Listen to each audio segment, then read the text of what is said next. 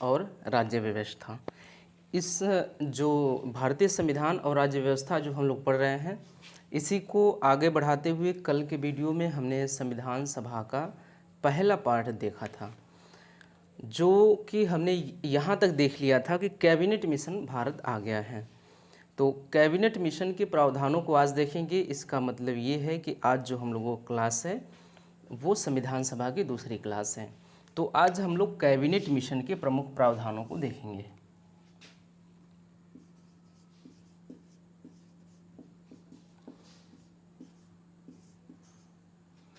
Cabinet mission के प्रावधान, प्रमुख प्रावधान।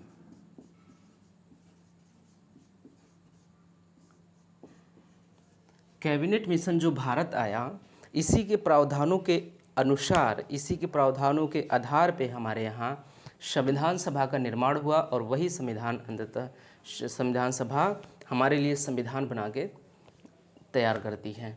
तो देखिए कि संविधान जो कैबिनेट मिशन है, कैबिनेट मिशन के प्रमुख प्रावधान किस प्रकार से हैं। जो पहला प्रावधान है उसमें यह था कि भारत एक संघ होगा। क्या होगा? भारत एक संघ होगा। भारत एक क्या होगा? संघ होगा, ऐसा कहा गया इसमें कैबिनेट मिशन में। कैबिनेट मिशन में भारत के संदर्भ में ये कहा गया कि भारत क्या होगा? भारत एक संघ होगा। भारत संघ होगा तो फिर ये बात उठा कि भारत किसका संघ होगा, तो फिर बताया गया कैबिनेट मिशन में कि भारत जो होगा वो संघ होगा जिसमें शामिल होंगे ब्रिटिश प्रांत। इसमें कौन कौन से शामिल होंगे? ब्रिटिश प्रांत,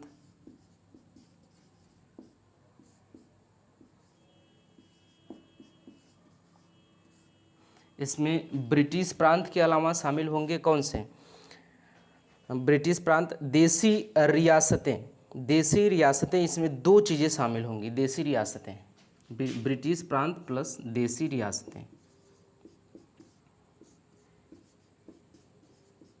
देसी रियासतें, और देसी रियासतों की अपनी इच्छा होगी। देसी रियासतें जो हैं वो अपनी इच्छा के अनुसार भारत के साथ रहेंगे, या उनकी इच्छा है तो वो स्वतंत्र हो जाएं। तो देसी रियासतें जो हैं ये अपनी इच्छानुसार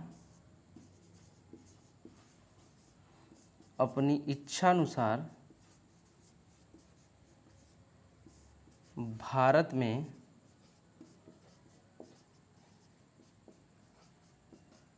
शामिल होंगे या अपने आप को स्वतंत्र रखेंगे।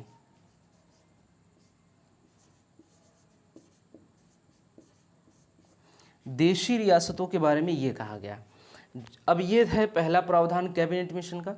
कैबिनेट मिशन में ये कहा गया कि भारत एक संघ होगा जिसमें शामिल होंगे ब्रिटिश प्रांत और छोटे छोटे ढेर सारे उस समय देशी रियासतें मौजूद थी भारत में। तो उन देशी रियासतों को ये, अब ब्रिटिश प्रांत वो प्रांत थे जहाँ पे सीधे तौर पे ब्रिटिश सरकार का या अंग्रेज़ों का नियंत्रण था।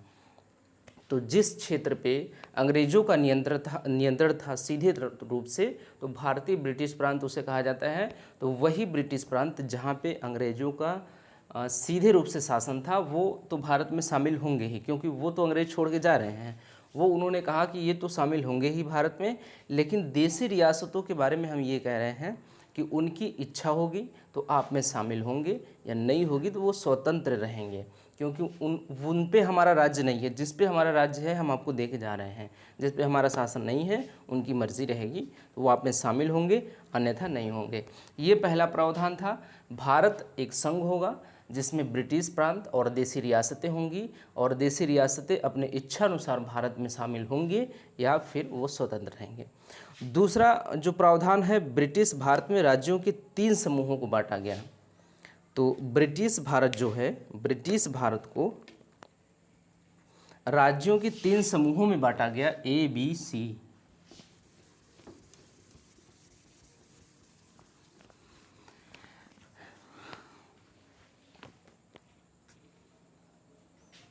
ब्रिटिश भारत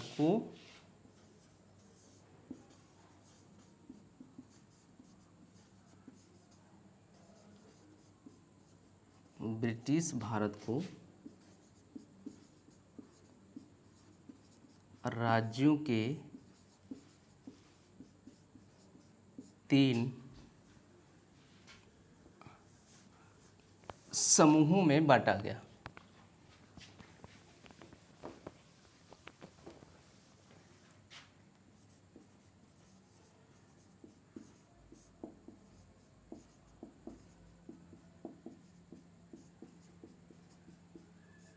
वो कौन कौन से थे?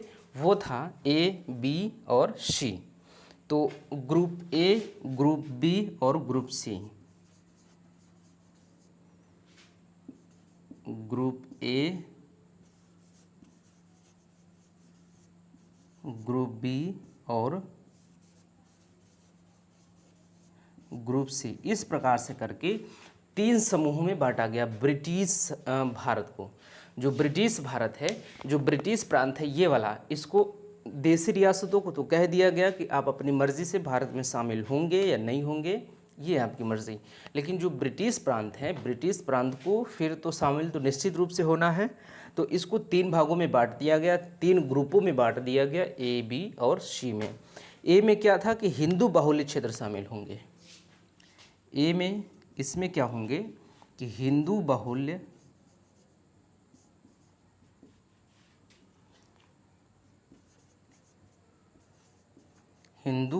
क्षेत्र शामिल होंगे इसमें।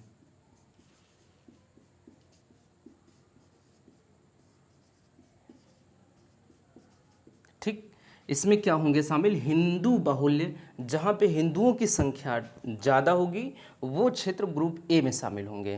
तो इस बात को आप याद रखिएगा कि जो ग्रुप ए बी सी बांटा गया था, ब्रिटिश भारत को राज्यों के 3 समूहों में बांटा गया था, वो पहला समूह था ए, और उसमें शामिल होंगे वो जो हिंदू बाहुल्य क्षेत्र होंगे, जहाँ पे हिंदुओं की संख्या अधिक होगी, ग्रुप ए में रखे गए। ग्रुप बी में ऐसे क्षेत्र रखे गए जो कि ऐसे क्षेत्र थे जो पश्चिम में थे और मुस्लिम बाहुल्य थे। कौन से? पश्चिम में थे और मुस्लिम बाहुल्य थे।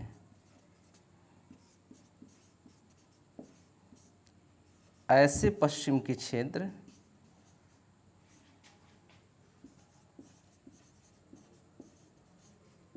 जो मुस्लिम बाहुल्य थे।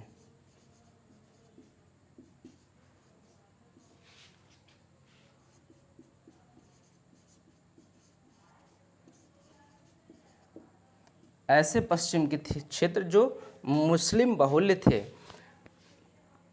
ये कुल मिला के ऐसा लग रहा था कि जैसे पाकिस्तान है।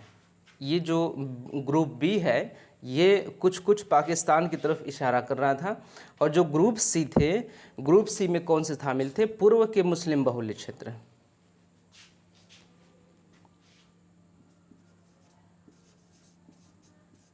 पूर्व के मुस्लिम बाहुल्य क्षेत्र।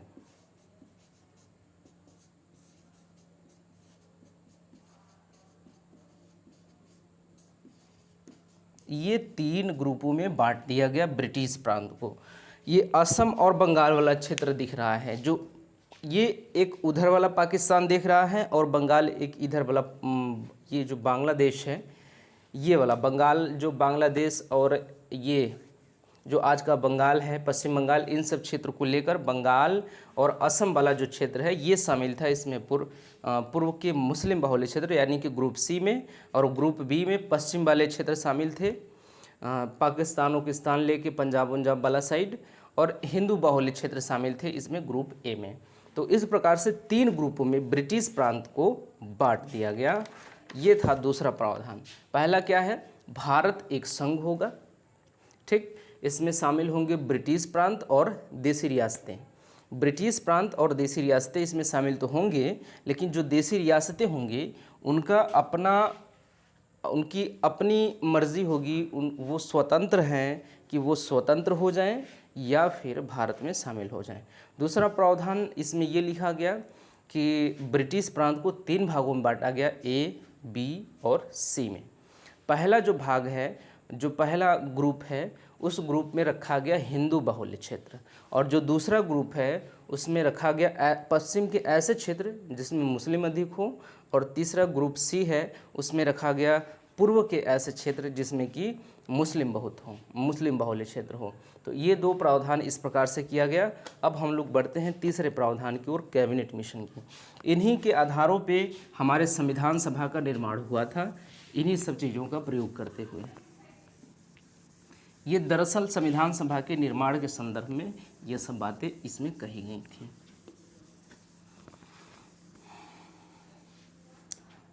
और तीसरी जो बात है इसमें,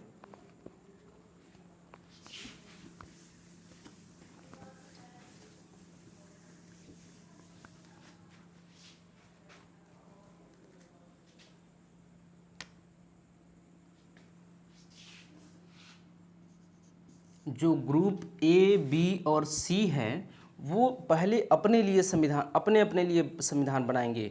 हिंदू बाहुल्य क्षेत्र में जो हिंदू बाहुल्य क्षेत्र जो है पहले अपने लिए संविधान बनाएगा, एक संविधान अपने लिए बना लेगा। मुस्लिम बाहुल्य क्षेत्र जो पूर्व का होगा वो अपने लिए पहले संविधान बनाएगा, और मुस्लिम बाहुल्य जो क्षेत्र होगा पश्चिम का वो पहले अपने लिए संविधान बनाए। वो ग्रुप तीनों के लोग पहले अपने अपने के लिए संविधान बनाएंगे, खुद के लिए एक संविधान बनाएंगे, फिर सब मिलकर भारत के लिए संविधान बनाएंगे। दो दो संविधान बनाने का प्रावधान लेकर आए थे ये कैबिनेट मिशन के माध्यम से। इसमें ये कहा गया था कि ग्रुप ए, बी और सी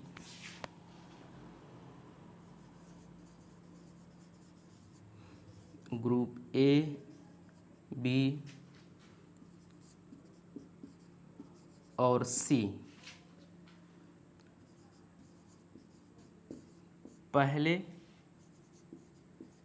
अपने अपने लिए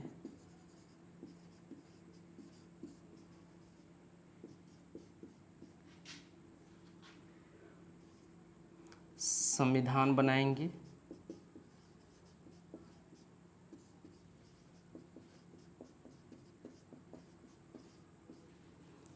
और फिर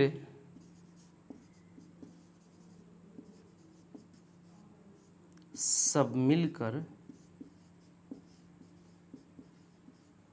भारत का संविधान तैयार करेंगे।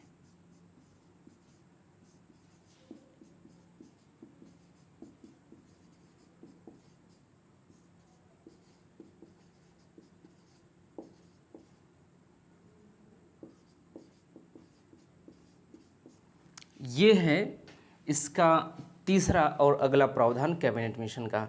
इसमें ये कहा गया कि जो ग्रुप ए, बी और सी हैं, जो ब्रिटिश प्रांत हैं, जो पूर्व के मुस्लिम बाहुल्य क्षेत्र हैं, जो पश्चिम के मुस्लिम बाहुल्य क्षेत्र हैं, वो पहले अपने अपने लिए खुद के लिए एक एक संविधान तैयार करेंगे, सब लोग अपने लिए। उसके बाद क्या करेंगे, उसके बाद सब मिलके एक संविधान सभा में बैठेंगे और भारत के लिए संविधान बनाएंगे। इसका मतलब ये था कि group A, group B, group C में जितने लोग शामिल थे, जितने क्षेत्र शामिल थे, वो सभी क्षेत्रों के पास अपना अपना एक संविधान सभा होगी। उस संविधान सभा में वो अपना प्रतिनिधि ले जाके बैठेंगे, वहाँ पे संविधान बनाएंगे खुद के लिए। उसके बाद जब इनका संविधान तैयार हो जाएगा तो वो सब लोग मिलके फिर भारत के लिए एक संविधान बनाएंगे। ऐसा प्रावधान लेके आए थे ये। उसके बाद भारत की जो संविधान सभा होगी संपूर्ण भारत का संविधान बनाएगी। जो भारत की संविधान सभा होगी वो संपूर्ण संविधान तैयार करेगी। ये तो एक प्रावधान था कि जो अपने अपने लिए संविधान बनाएंगे।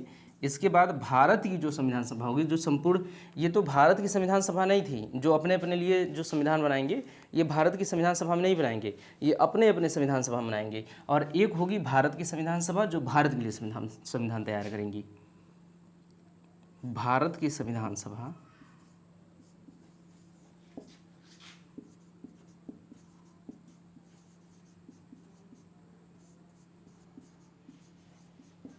भारत के लिए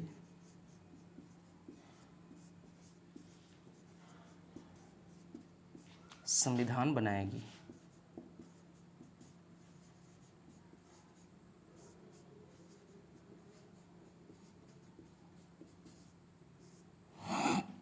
भारत की संविधान सभा भारत के लिए संविधान बनाएगी, ऐसा प्रावधान किया गया।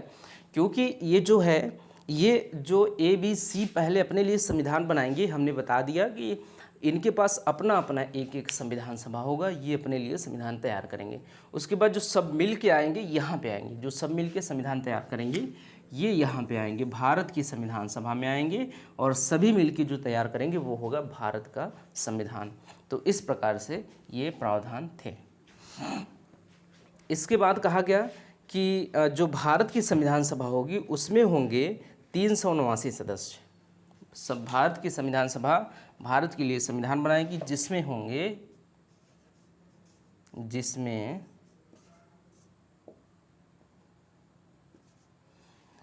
379 सदस्य शामिल होंगे।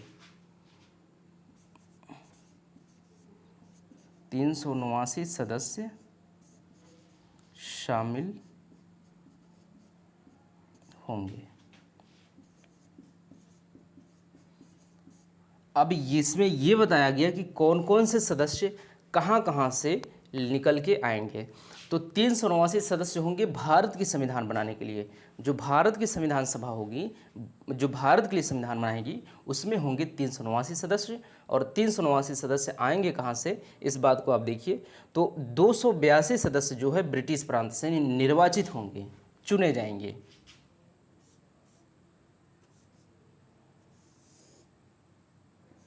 कितने? 279 सदस्य। 279 सदस्य ब्रिटिश प्रांत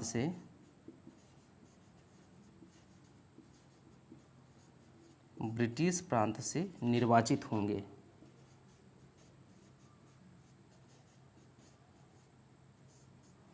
क्या होंगे? 279 सदस्य होंगे।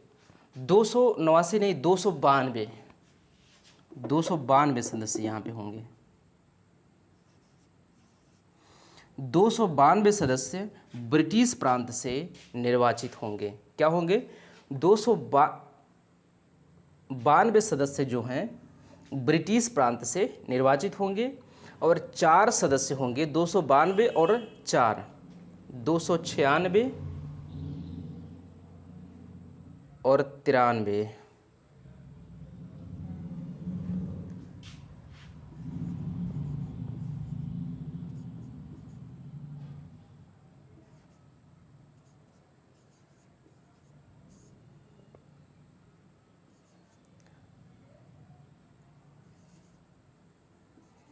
ठीक, 379, हाँ 292 सदस्य होंगे।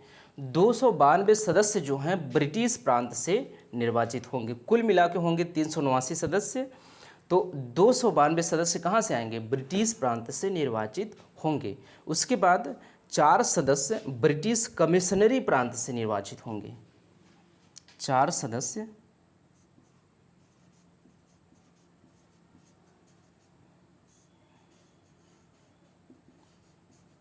ब्रिटिश कमिश्नरी प्रांत से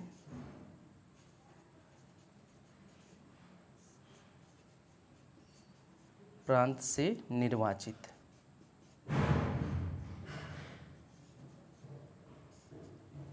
चार सदस्य ब्रिटिश कमिश्नरी प्रांत से निर्वाचित होंगे। और ये जो ब्रिटिश कमिश्नरी प्रांत है वो है दिल्ली है, कुर्ग है, ब्रिटिश बलूचिस्तान है और अजमेर मेरवाड़ा है। तो दिल्ली, कुर्ग,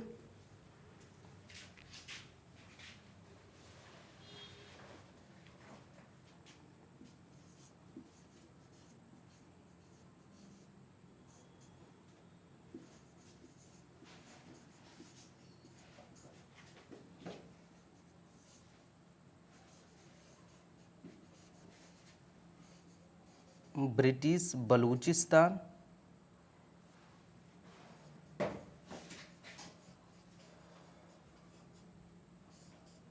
और जो चौथा है वो होगा अजमेर मारवाड़।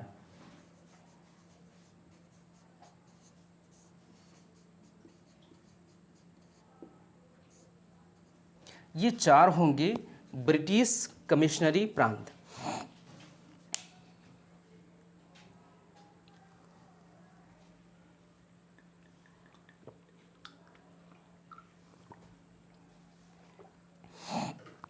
ये 4 ब्रिटिश कमिश्नरी प्रांत होंगे। यहाँ से एक एक सदस्य लिए जाएंगे।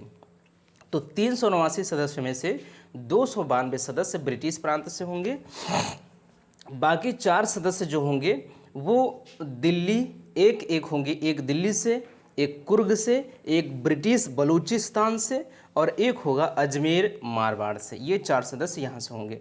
उसके बाद 92 सदस्य देशी रियासतों से आने थे जिन्हें शामिल करना था, और ये होंगे मनोनीत।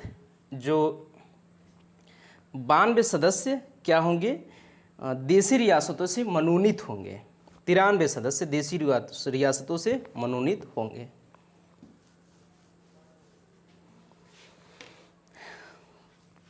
292, 4 और 93 सदस्य देशी रियासतों से मनोनीत होंगे।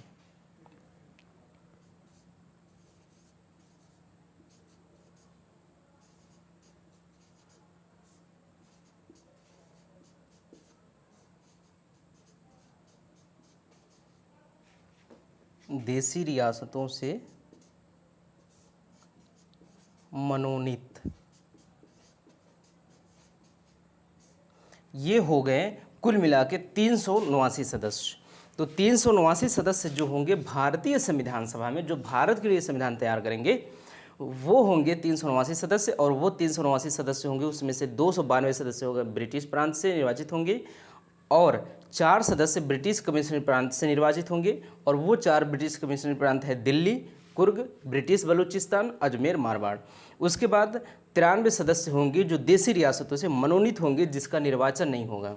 वो ब्रिटिश जो देशी रियासतें होंगे उनकी राजा जो होंगे, वहाँ के राजा महाराजा, वो जिसको मनोनीत कर देंगे, जिसको कह देंगे, वह या खुद आ जाएंगे। तो ये था प्रावधान की कितने कितने लोग शामिल होंगे कहाँ कहाँ से ये संविधान सभा में। तो इतनी बातें हो गई। उसके बाद संविधान के सदस्यों का निर्वाचन अप्रत्यक्ष रीति से होगा। किससे होगा? अप्रत्यक्ष रीति से। संविधान सभा के सदस्यों का निर्वाचन होगा अप्रत्यक्ष रीति से। वो 5वां प्रावधान है।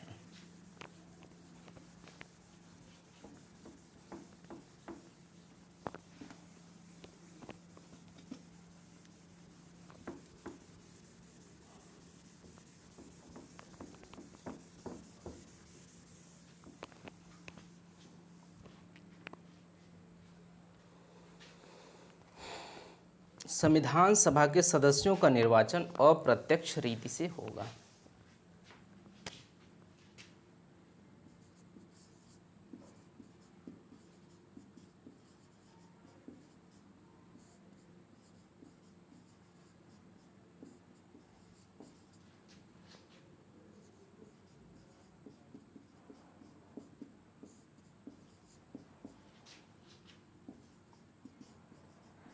निर्वाचन अप्रत्यक्ष रीति से होगा। रीति से होगा। तो ये था 5वां प्रावधान। तो जो संविधान सभा के सदस्य जो निर्वाचित होंगे वो क्या होंगे? वो अप्रत्यक्ष रूप से निर्वाचित होंगे। जो निर्वाचन होगा वो अप्रत्यक्ष रूप से होगा।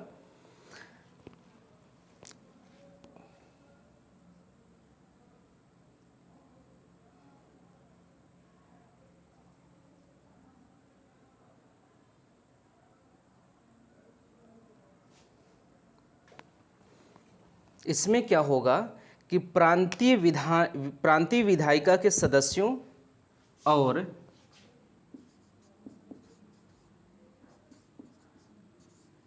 प्रांतीय विधायिका के सदस्यों और स्थानीय स्वशासन के इकाइयों को मत देने का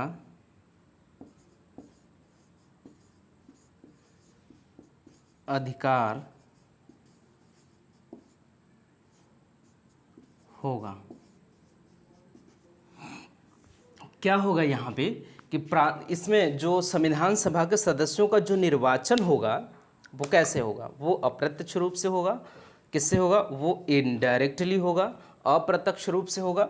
और ये इसमें शामिल कौन कौन से होंगे, प्रांतीय विधानसभा के, प्रांतीय विधायिका के जो सदस्य होंगे, प्रांतीय विधानमंडल के जो सदस्य होंगे वो, और इसके बाद स्थानीय शासन की इकाइयाँ जो होंगी, छोटे छोटे स्तर पे जो स्वशासन की इकाइयाँ होंगी, उनको इसमें अधिकार दिया गया था मत देने का। तो कौन कौन से थे, प्रांतीय विधायिका के सदस्यों और स्थानीय स्वशासन की इकाइयों को मत देने का अधिकार होगा, और ये होगा अप्रत्यक्ष रूप से। इसके बाद 10 लाख की जनता पे एक प्रतिनिधि का चयन होगा।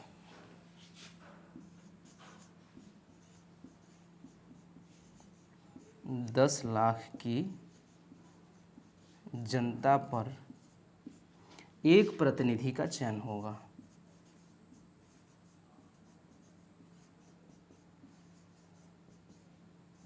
एक प्रतिनिधि का चयन होगा। तो एक प्रतिनिधि 10 लाख की एक जो प्रतिनिधि होगा 10 लाख की जनता का प्रतिनिधित्व तो करेगा। तो एक क्षेत्र ऐसा, जैसे क्षेत्र का बंटवारा कैसे होगा, जैसे कि ब्रिटिश प्रांत हैं, ब्रिटिश प्रांत से जो वो सदस्य होंगे वो 292 सदस्य होंगे। तो कैसे होंगे 292 कैसे, इसका मतलब 292 गुणे 10 लाख, 292 गुणे 10 लाख बराबर जितना आएगा उतनी जनसंख्या रही होगी लगभग वहाँ पे। तो एक सदस्य, संविधान सभा का एक सदस्य 10 लाख की जनता का प्रतिनिधित्व करने वाला था। तो 10 लाख की जनता पर एक प्रतिनिधित्व का चयन होगा। एक क्षेत्र है, एक मान लीजिए क्षेत्र है, उसमें अगर 10 लाख जनता है, यहाँ से जनसंख्या स्टार्ट करिए, इतने क्षेत्र में गिनिए कि यहाँ तक 10 लाख जनसंख्या हो गई। तो अब यहाँ से एक प्रतिनिधि चयन कर लेते हैं। इसके बाद फिर से 1 2 3 ऐसे 10 लाख जनसंख्या हो गई, फिर एक प्रतिनिधि चयन कर लेते हैं।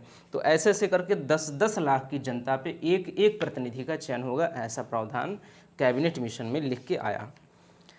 उसके बाद सांप्रदायिक आधार पर निर्वाचन क्षेत्र का विभाजन किया गया। निर्वाचन क्षेत्र का विभाजन किस आधार पे किया गया, सांप्रदायिक आधार पे।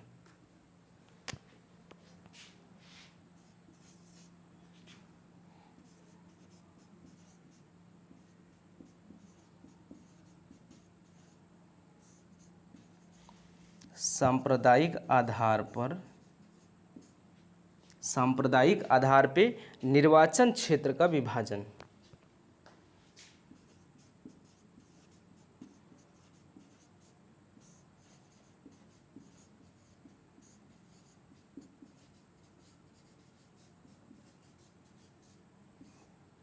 सांप्रदायिक आधार पे निर्वाचन क्षेत्र का विभाजन किया गया। और ये विभाजन किस प्रकार था कि सामान्य सीटें 212 थीं।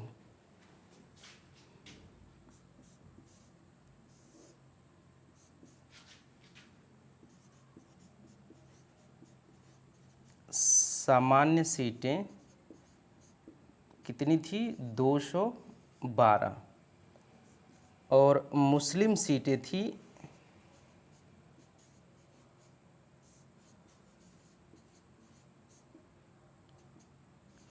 80, और 4 सीटें थीं ये सिख।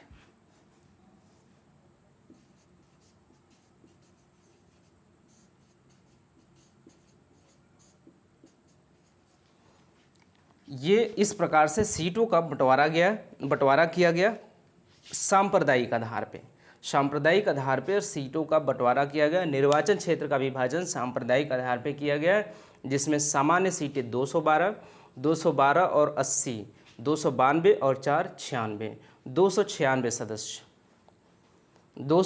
सदस्य निर्वाचित होने थे। जैसा कि हमने कहा था कि 292 सदस्य कहाँ से होंगे, और ब्रिटिश प्रांत से, और 4 सदस्य जो होंगे वो ब्रिटिश कमिश्नरी प्रांत से होंगे। तो कुल मिला के हो गए 294। 292 सदस्य ब्रिटिश प्रांत से और 4 सदस्य ब्रिटिश कमिश्नरी प्रांत से होने थे, तो कुल मिला के 294। अब बाकी जो सदस्य थे वो मनोनीत होने थे। तो यहाँ पे निर्वाचन क्षेत्र का बंटवारा हो रहा है, ऐसे क्षेत्र का जहाँ से निर्वाचित होंगे सदस्य। तो कुल मिला के 212, 80, 292 और 4 96, 296 सदस्य इस तरह से निर्वाचित होने थे कि 212 सीटें सामान्य की थीं, 80 सीटें मुस्लिम की और 4 सीटें थी सिख की।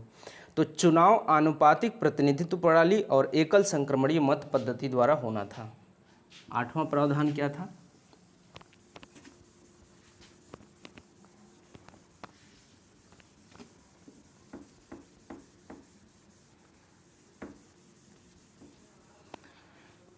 चुनाव की प्रक्रिया के बारे में बताया गया था।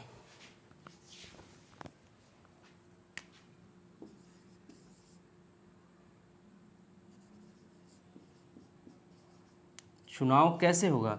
चुनाव होगा आनुपातिक प्रतिनिधित्व प्रणाली द्वारा।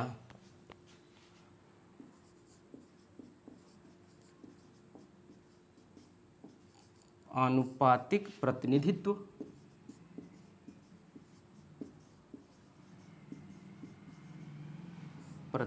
प्रणाली और एकल संक्रमणीय मत पद्धति।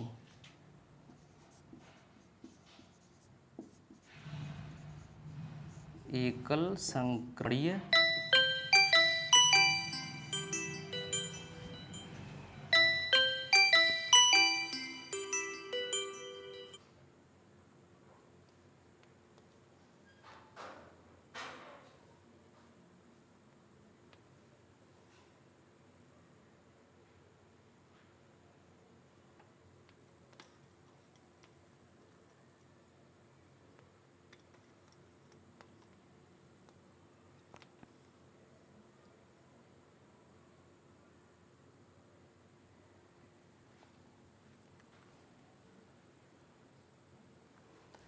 एकल संक्रमणीय मत पद्धति। एकल संक्रमणीय मत पद्धति के आधार पर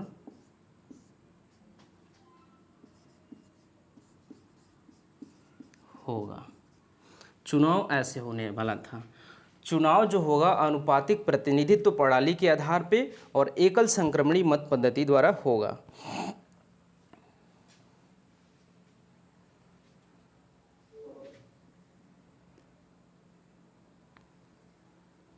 अब एक चीज़ें देखें हम लोग कि ये एक सामान्य जैसे मत होता है। बहुल मत प्रणाली को हम देखें अगर, तो जो बहुल मत प्रणाली है, मान लेते हैं कि एक जगह 100 सीटें हैं, 100 सीटें हैं। अब इस पे हम लोगों को करवाना है चुनाव। तो जो प्रतिनिधि हैं, जो ये क्या है बोलते हैं कि जो खड़े होते हैं चुनाव में, वो 4 लोग खड़े हुए हैं, 4 प्रत्याशी हैं, A, B, C और D। A, B, C, D 4 प्रत्याशी खड़े हुए हैं। 4 प्रत्याशियों में से 28 वोट और 22 वोट एक एक को मिला। इनको 28 सीटें मिली, 28 वोट मिला। इनको 22 वोट मिला, 28 वोट इनको मिला, 22 वोट बी को मिला और 12 वोट मिला सी को और 8 वोट मिला डी को। इस प्रकार से वोट पड़े। मान लीजिए कि कितने वोट, 70 वोट पड़े हैं कुल मिला के। 28, 20 और 20, 40, 30,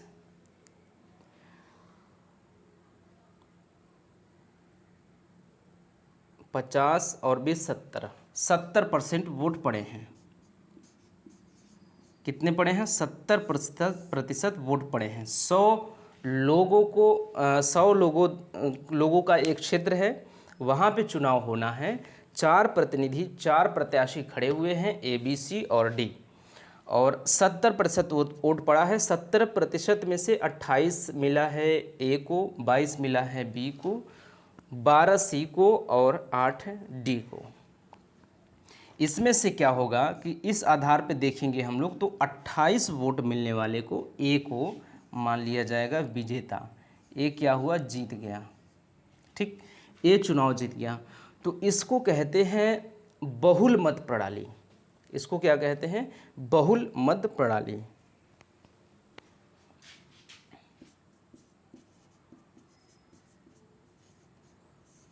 बहुल मत प्रणाली इसको हम कहते हैं। ये क्या है, ये बहुल मत प्रणाली है। लेकिन समस्या यहाँ पे क्या आती है, देखिए पहले हम लोगों ने इसको समझ लिया कि 4 लोग खड़े थे, 28 22 12 और 8 इस प्रकार से करके वोट मिले। जिनको सबसे अधिक वोट मिला उनको हम लोग मान लिए कि ये जीत गए। तो इसको हम लोगों ने कहा बहुल मत प्रणाली। लेकिन समस्या यहाँ पे क्या है कि आप ज़रा गौर से देखेंगे तो पाएंगे कि सिर्फ 28 लोगों ने मिलकर जिसको वोट दिया वो 100 लोगों का प्रतिनिधि हो गया। 72 लोगों ने कुल मिला के इसको पसंद नहीं किया। जो ए है इसको 72 लोगों ने पसंद नहीं किया और 28 लोगों ने पसंद किया है इसको। 28 लोगों ने इसको पसंद किया है। ये क्या बन गया, ये जीत गया। ये यहाँ पे समस्या खड़ी होती है क्योंकि 72 लोगों ने इसलिए पसंद नहीं किया क्योंकि 100 लोगों ने तो किसी मतलब 30 लोगों ने तो किसी को नहीं पसंद किया। क्या हुआ कि 30 लोगों ने ABCD किसी को भी पसंद नहीं किया, 30 लोगों ने। और जो 70 लोग हैं, 70 लोगों में से 28 लोगों ने पसंद नहीं किया। तो कुल मिला के 28 लोगों ने ही ये इतने लोग 22 और 10 32 और 2 34 और 8 42 और इसमें से 30 72 लोगों ने इसको नापसंद कर दिया। ये एक ऐसी व्यवस्था जैसे बहुल मत प्रणाली में हुआ क्या, दिक्कत यहाँ पे यही है कि जिसको 28 लोगों ने सिर्फ पसंद किया, 72 लोगों ने नापसंद कर दिया, फिर भी ये उस 100 लोगों का प्रतिनिधित्व करेगा। दिक्कत है। एक बार से फिर से देखिए और ध्यान करिए कि 72 लोगों ने इसको नापसंद किया है और 72 लोगों के नापसंद करने के बावजूद भी ये 100 लोगों का प्रतिनिधित्व करेगा। तो दिक्कत यहाँ पे था। तो इसलिए ये आनुपातिक प्रतिनिधित्व प्रणाली, और इसमें क्या था कि एक फार्मूला के आधार पर निश्चित कर दिया जाता है। आनुपातिक प्रतिनिधित्व प्रणाली में निर्धारित कर दिया जाता है, जैसे कि ये निर्धारित कर दिया जाएगा कि 60% वोट मिलने आवश्यक है। जैसे 100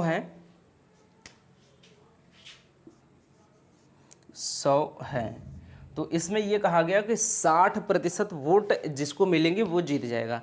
तो 60 से कम यदि आप पाएंगे तो आपका वोट सबसे अधिक रहेगा, फिर भी आप जीतेंगे नहीं। जैसे कि 59 मिल गया, एक को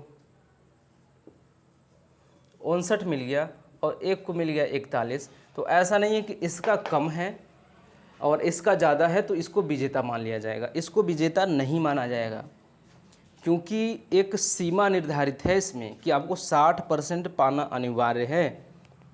तो ये सीमा तय कर दिया जाता था। तो इस प्रकार से ये वोट होना था। और बाकी चीज़ें हम लोग जब राष्ट्रपति का चुनाव पढ़ेंगे कि राष्ट्रपति का चुनाव कैसे होता है, तो वहाँ पे इसको हम लोग विस्तार से समझ लेंगे कि वो फार्मूला कौन है, कैसे सेट किया जाता है कि इतना % मिलना आवश्यक है।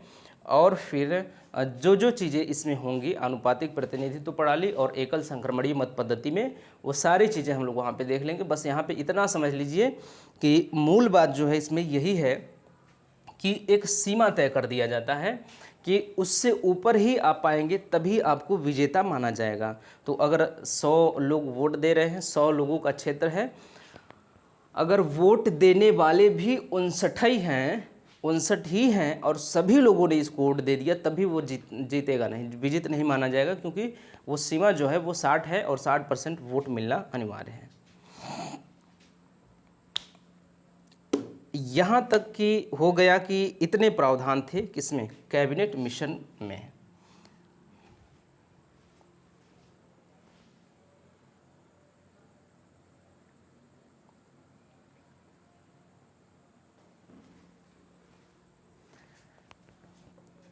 तो कैबिनेट मिशन का प्रावधान हमारा यहाँ पे होता है समाप्त।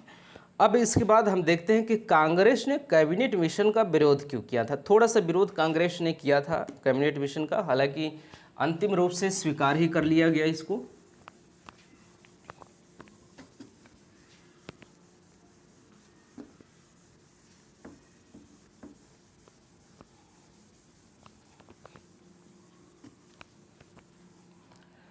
दो आधार थे कैबिनेट मिशन का विरोध करने के पीछे। कांग्रेस ने जो कैबिनेट मिशन का विरोध किया उसके पीछे दो आधार थे। एक, कांग्रेस ये चाहती थी कि वयस्क मताधिकार पे सदस्यों का चयन किया जाना चाहिए। हम देखेंगे कि कांग्रेस ने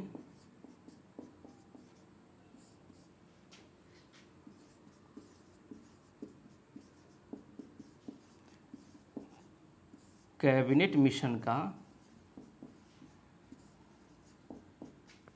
विरोध किया।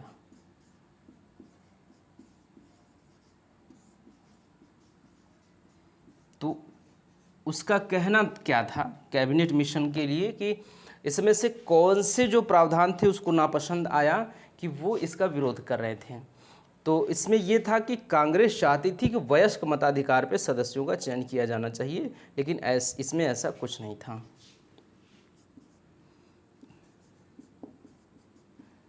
कांग्रेस चाहती थी कि वयस्क मताधिकार पर मताधिकार के आधार पर सदस्यों का चयन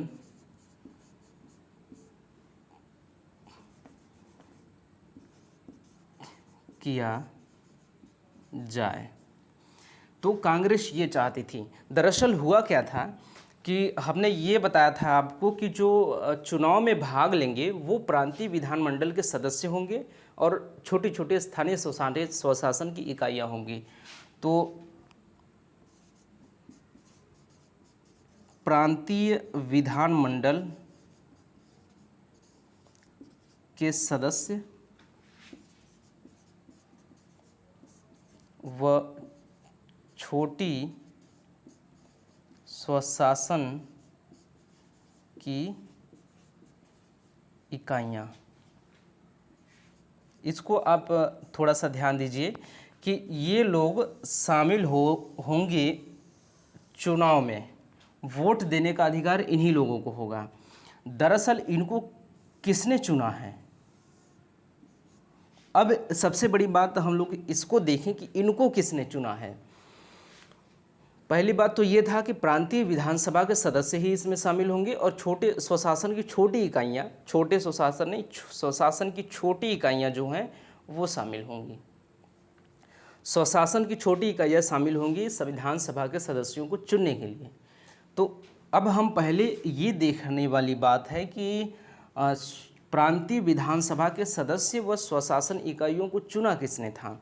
तो ऐसे लोग वोट दिए थे जो व्यापारी वर्ग के थे, व्यापारी थे, और कौन थे? जो खास टैक्स या रेवेन्यू राजस्व अदा करते थे, और उसके बाद एक निर्धारित, जिसके पास एक खास डिग्री होती थी, एक निर्धारित कर दिया गया था कि इतना पढ़ा लिखा होना जरूरी है आदि। तो इस प्रकार के लोगों ने मिलकर वोट दिया था प्रांतीय विधानसभा के सदस्यों को और स्वशासन की छोटी इकाइयों को। तो इन्हीं लोगों द्वारा वोट दिया गया था उनको, और ये लोग वोट देते किनको? जो संविधान का निर्माण करते, संविधान सभा में जो सदस्य जाते हैं उनका। तो जो ये थे, कुल मिला के ये थे 28% लोग, ऐसे लोग जिनके पास, जो व्यापारी थे, जो टैक्स पे करते थे, जो कुछ पढ़े लिखे थे, कुल मिला के ऐसे लोगों की संख्या थी 28%। तो कुल मिला के प्रांतीय विधानसभा के सदस्य या स्वशासन की छोटी इकाइयाँ जो थी वो 28% जनता द्वारा चुन के गई थी। 28% की जनता द्वारा चुन के वो गई थी और वही लोग वोट देते। कुल मिला के अंततः ये साबित होता है कि जो संविधान सभा में सदस्य जाएंगे वो 28% लोगों द्वारा ही चुने जाएंगे। ये यहाँ पे दिक्कत था। इसकी बात अभी हम लोग करेंगे। अभी संविधान की आलोचना होगी, इसी आधार पे आलोचना होगी कि संविधान में दरअसल पूरी की पूरी भारत की जनता का कहाँ मन है, उसमें पूरी भारत की जनता को कहाँ वो मौका दिया गया कि वो अपने लिए संविधान बनाने के लिए प्रतिनिधि चयन करें। ऐसा कहाँ उनको अवसर दिया गया, क्योंकि 28% लोगों ने ही प्रांतीय विधानसभा के सदस्यों को चुना और उन्होंने ही चुन लिया संविधान सभा के सदस्यों को। तो 72% जनसंख्या कहाँ गई? तो कुल मिला के 28% जनसंख्या का ही प्रतिनिधित्व करता है ये संविधान। तो यहाँ पे ये था कि 28% जनता ही ऐसी थी जो कि प्रांतीय विधानसभा के सदस्यों को वोट दी थी। उसके बाद यही लोग वोट देते संविधान सभा के सदस्यों को। तो कांग्रेस चाहती थी कि वयस्क मताधिकार पे हो और सभी को वोट देने का अधिकार हो। तो इसलिए कांग्रेस का विरोध यहाँ पे थोड़ा सा हुआ था। और जो दूसरा आधार था कांग्रेस का विरोध करने का,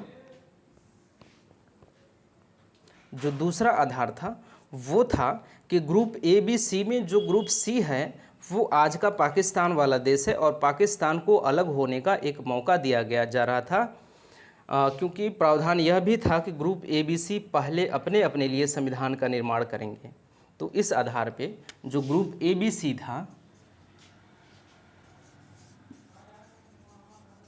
ग्रुप ए बी और सी था, जो ग्रुप सी था वो पूर्वी पाकिस्तान, जो जिसमें ग्रुप सी है वो आज का पाकिस्तान वाला क्षेत्र था। पूर्व के मुस्लिम बाहुल्य क्षेत्र ग्रुप सी था और ग्रुप बी था जो पश्चिम में था, पूर्व पश्चिम। तो जो बी था वो पाकिस्तान वाला क्षेत्र था। तो इस प्रकार से जो बी था वो पाकिस्तान वाला क्षेत्र था कम से कम, क्योंकि इसमें यह था कि जो पूर्व के मुस्लिम बाहुल्य क्षेत्र होंगे, कौन होंगे? पूर्व के जो मुस्लिम बाहुल्य क्षेत्र होंगे वो शामिल होंगे, नहीं, जो पश्चिम के मुस्लिम बाहुल्य क्षेत्र होंगे। ग्रुप बी में पश्चिम के मुस्लिम बाहुल्य क्षेत्र शामिल होंगे। इसमें क्या होंगे? पश्चिम के मुस्लिम बाहुल्य क्षेत्र।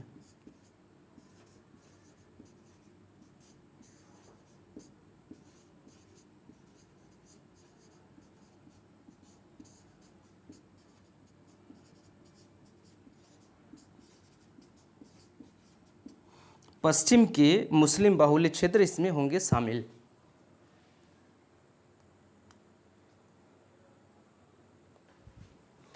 तो इस प्रकार से ये क्या हुआ कि इनका कहना था कि पाकिस्तान को अलग होने का एक मौका दे दिया गया। ये क्या था? पाकिस्तान को अलग होने का एक मौका था।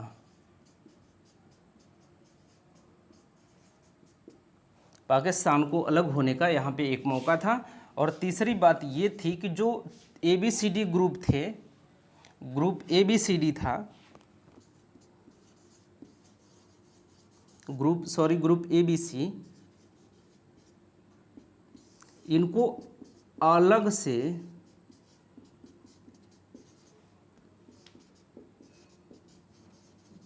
संविधान निर्माण का अधिकार था। ये 3 आधार थे जिस पे कांग्रेस ने विरोध किया। कैबिनेट मिशन का और जिन्ना का अलग ही था। जिन्ना ने भी थोड़ा सा इसका विरोध किया कि जिन्ना का कहना था कि ग्रुप सी तुमने तो कह दिया है, ग्रुप बी जो कहा है सीधे सीधे पाकिस्तान की बात कर लो, फिर इसमें बझाने की क्या बात है, सीधे से पाकिस्तान की बात करो। पाकिस्तान नाम का कोई जिक्र ही नहीं किया। इस आधार पर थोड़ा सा जिन्ना ने भी विरोध किया, लेकिन अंततः इस कैबिनेट मिशन को स्वीकार किया गया, क्योंकि कुछ बातें छोड़ दी गई। जो ये था, जो अलग से जो संविधान बनाने का जो ये था, इसको हटा दिया गया, इसको हटा दिया गया और बाकी सारी चीज़ें ये स्वीकार कर लिया गया।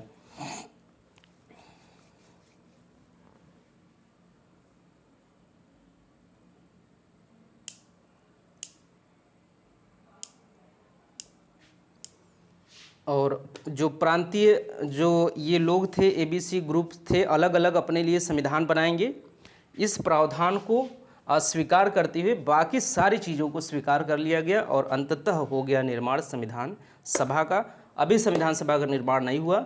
अभी क्या हुआ कि अभी इलेक्शन होगा, अभी इलेक्शन होगा तो कौन कौन से सीटें, कौन कौन से पार्टी कहाँ कहाँ से जीतेंगी, ये चीज़ें अभी हम लोगों को करनी है बात, और ये सारी बातें हम लोग करेंगे अगले वीडियो में। यहाँ पर आप सारी बातें समझ लेंगे। कांग्रेस ने विरोध इसका क्यों किया? जिन्ना का अलग ही अपना था कि पाकिस्तान की बात आप सीधे सीधे कर सकते थे, पाकिस्तान की बात आपने सीधे सीधे किया नहीं, तो थोड़ा सा जिन्ना का भी विरोध था।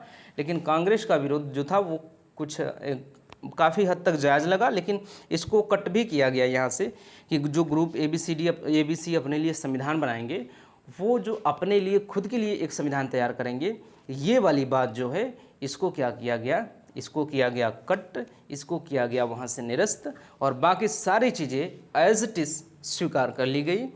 और इस प्रकार से चुनाव अब आयोजित होने वाला था, चुनाव आयोजित होने वाला था। उसको हम लोग बात करेंगे अगले वीडियो में कि कितने कितने सीट किसको किसको कहाँ कहाँ से मिले और फिर किस प्रकार से संविधान का निर्माण अंततः हो गया। इसका मतलब ये है कि हम लोग जो संविधान सभा पढ़ रहे हैं उसमें कम से कम 3 वीडियो लग जाएंगे। ये हमारा दूसरा वीडियो है संविधान सभा का, एक वीडियो और आएगा कल संविधान सभा, उसमें पूरा कंप्लीट कर दिया जाएगा और जितनी लंबी वीडियो बननी चाहेगी बन जाएगी, लेकिन कल की वीडियो में संविधान सभा समाप्त कर दिया जाएगा। परसों की वीडियो से हम लोग पढ़ेंगे प्रस्तावना, भारत की प्रस्तावना के बारे में हम लोग परसों मतलब उसके अगले कल अगले वीडियो के अगले वीडियो में से हम लोग स्टार्ट करेंगे पढ़ना भारत, जो भारतीय संविधान है उसकी प्रस्तावना। और शायद 3-4 वीडियो लग जाए प्रस्तावना पढ़ने में, क्योंकि प्रस्तावना के बारे में हम लोग एक एक शब्द के बारे में लंबी लंबी चर्चा करेंगे। हो सकता है कि एक एक शब्द के बारे में एक वीडियो लग जाए, 1-1.5 घंटा लग जाए, तो लेकिन छोड़ेंगे नहीं। जैसे समाजवाद है या पंथ निरपेक्ष है या ऐसी शब्द जो हैं अपने आप में बड़ी बड़ी शब्द हैं, बड़े बड़े दिन तक व्याख्या करने योग्य हैं, तो 1-1, 2-2 घंटे, 4-4 घंटे आराम से उस पर व्याख्या हो सकती हैं। लेकिन हम लोग इतनी लंबी चर्चा या डिबेट उस पर नहीं करेंगे, थोड़ी थोड़ी आधे घंटे, 1 घंटे, 40 मिनट, 50 मिनट, 1.5 घंटे, ऐसे करके एक एक बिंदु पे, एक एक शब्द पे हम लोग चर्चा और परिचर्चा करेंगे। उसके बाद उनकी जो शब्द है जैसे पंथ निरपेक्ष है या संप्रभुता है, पहला शब्द जैसे संप्रभुता है, तो संप्रभुता का अर्थ यहाँ पे संविधान में क्या तात्पर्य है? संप्रभुता, क्या भारत संप्रभु है या नहीं है, या भारत के संप्रभुता के समक्ष क्या क्या चुनौतियां हैं और उन चुनौतियों से निपटने का क्या रास्ता है, ये सारी चीज़ें हम लोग वहाँ पे देखने वाले हैं अगले वीडियो में। सब जब हम लोग प्रस्तावना पढ़ रहे होंगे तब फिर अब हम लोग मिलेंगे अगले क्लास में लेके क्या कि चुनाव कैसे होता है और किस तरह से संविधान का निर्माण होता है।